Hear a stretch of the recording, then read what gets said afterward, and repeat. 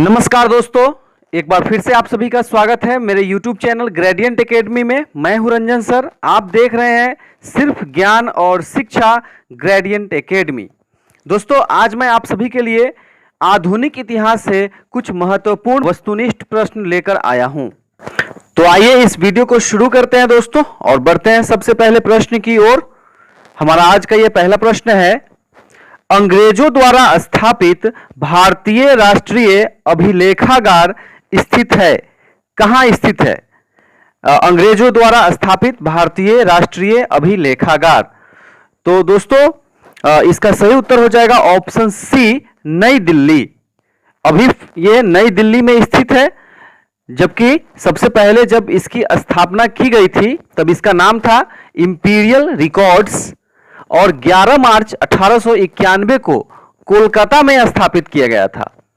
बाद में 1926 ईस्वी में इसे नई दिल्ली में स्थानांतरित किया गया। तो फिलहाल ये कहां पे है? नई दिल्ली में है।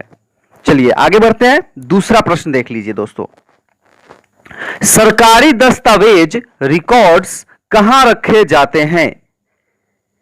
तो इस प्रश्न का इन ऑप्शंस में से सही उत्तर हो जाएगा ऑप्शन बी, अभिलेखागार। आगे बढ़ते हैं दोस्तों। यदि आप हमारे चैनल पर नए हैं तो चैनल को कर लीजिए सब्सक्राइब और वीडियो पसंद आए तो लाइक जरूर कीजिएगा। तीसरा प्रश्न है, बंगाल में द्वैध शासन की नींव किसने रखी थी? इन ऑप्शंस में से आपको बताना है बंगाल में द्वैध शासन की नींव किसने रखी थी। यदि आप इसका उत्तर जानते हैं तो कृपया कमेंट कर हमें जरूर बताएं प्रश्न संख्या के साथ। तो इस प्रश्न का सही उत्तर हो जाएगा option C, Robert Clive. Robert Clive के द्वारा बंगाल में द्वैध शासन की नींव रखी गई थी। आइए दोस्तों आगे बढ़ते हैं। चौथा प्रश्न देख लेते हैं। यहां पे लॉर्ड क्लाइव ने भारत का नक्शा तैयार करने की जिम्मेदारी किसको सौंपी थी? यहां पे इन ऑप्शंस में से बताना है। इस प्रश्न का सही उत्तर हो जाएगा option A, James रेनेल। Lord Clive ने जेम्स रेनेल को भारत का नक्शा तैयार करने की जिम्मेदारी सौंपी थी। आगे बढ़ते हैं दोस्तों। पांचवा प्रश्न देखिए, भारत के पहले गवर्नर जनरल थे। आपको यहां पे बताना है कि भारत के पहले गवर्नर जनरल कौन थे। तो दोस्तों, इस प्रश्न का सही उत्तर हो जाएगा ऑप्शन बी, वारेन हेस्टिंग्स। यहां पे बताते चलो दोस्तों, बंगाल में पहले गवर्नर का पद होता था। पहला गवर्नर जो है रॉबर्ट क्लाइव है।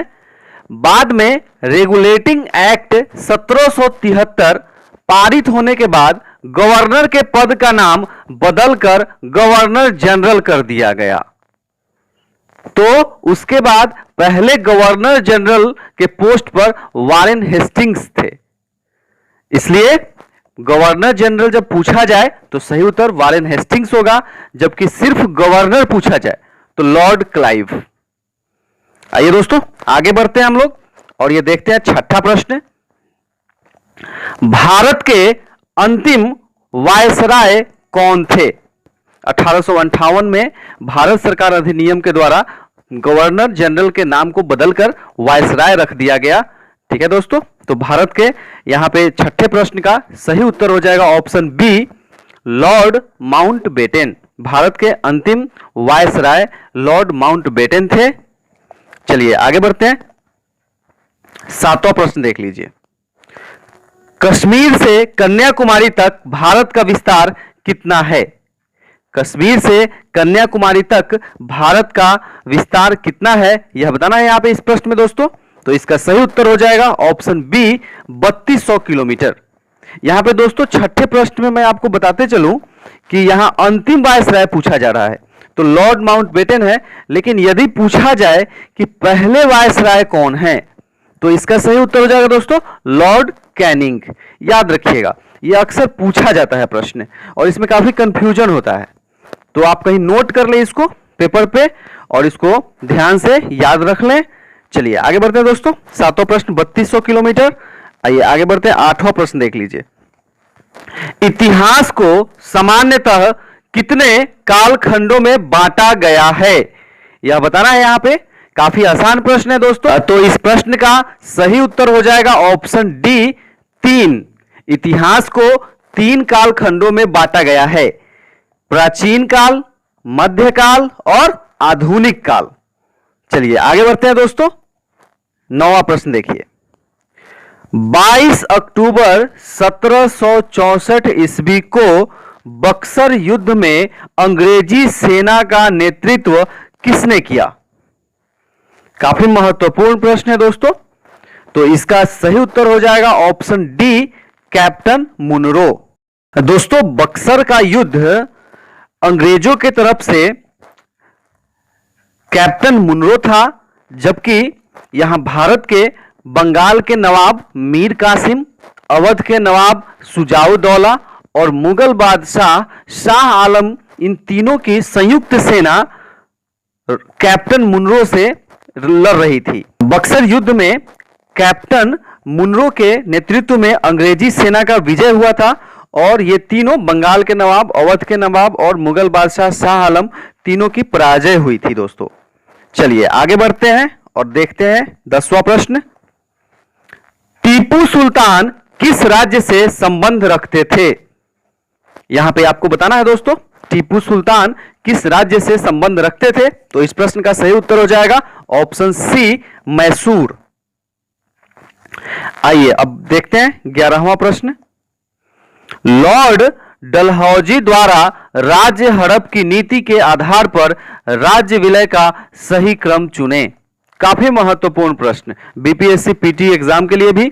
तो यहां पे आपको क्रम चुनना है। लॉर्ड डलहौजी के द्वारा राज्य हड़प की नीति के द्वारा जिन राज्यों का हड़प किया गया था उसका क्रम आपको चुनना है यहां पे। तो इस प्रश्न का सही उत्तर हो जाएगा दोस्तों ऑप्शन ए सतारा, संबलपुर, उदयपुर और नागपुर।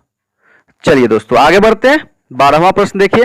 दोस्तों सभी विषय के पीडीएफ के लिए हमारे इस नंबर पर संपर्क करें और जल्द से जल्द पीडीएफ प्राप्त करें 7091443130।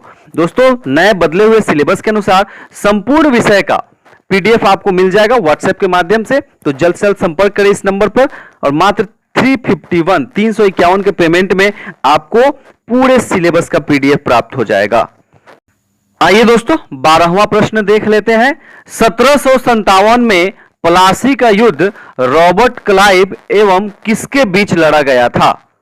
यहां पे 1757 का प्लासी के युद्ध से संबंधित यह क्वेश्चन है। तो इस प्रश्न का सही उत्तर हो जाएगा दोस्तों ऑप्शन ए सिराजुद्दौला। 13वां प्रश्न देखिए दोस्तों। अंग्रेजों को बंगाल में सीमित क्षेत्र में व्यापार की इजाजत किसने दी? इन ऑप्शंस में से आपको बताना है दोस्तों। तो इस प्रश्न का सही उत्तर हो जाएगा ऑप्शन डी शाहजहां। शाहजहां ने अंग्रेजों को बंगाल में सीमित क्षेत्र में व्यापार की इजाजत दी। आइए आगे बढ़ते हैं दोस्तों। 14वां प्रश्न देख लीजिए। ईस्ट इंडिया कंपनी की स्थापना किस महारानी के समय में हुआ? यह बताना है यहां पे इस प्रश्न में दोस्तों। तो इसका सही उत्तर हो जाएगा ऑप्शन बी एलिजाबेथ प्रथम। 15वां प्रश्न देख लीजिए। आखिरी शक्तिशाली मुगल बादशाह था। आखिरी शक्तिशाली मुगल बादशाह कौन था यह बताना है इन ऑप्शंस में से आपको। तो यदि आप इसका उत्तर जानते हैं तो कमेंट कर हमें जरूर बताएं दोस्तों। तो इसका सही उत्तर हो जाएगा ऑप्शन ए औरंगजेब। 16वां प्रश्न देख लीजिए। इनमें से कौन शेर ए पंजाब के नाम से प्रसिद्ध थे? तो इस प्रश्न का सही उत्तर हो जाएगा दोस्तों ऑप्शन डी लाला लाजपत राय। लाला लाजपत राय शेर ए पंजाब नाम से प्रसिद्ध थे। दोस्तों यह वीडियो आपको कैसा लगा कमेंट कर हमें जरूर बताएं। यदि पसंद आया तो लाइक करें। आप इस चैनल पर नए हैं तो चैनल को करिए सब्सक्राइब और इस वीडियो को करिए अपने दोस्तों में शेयर। बहुत बहुत धन्यवाद।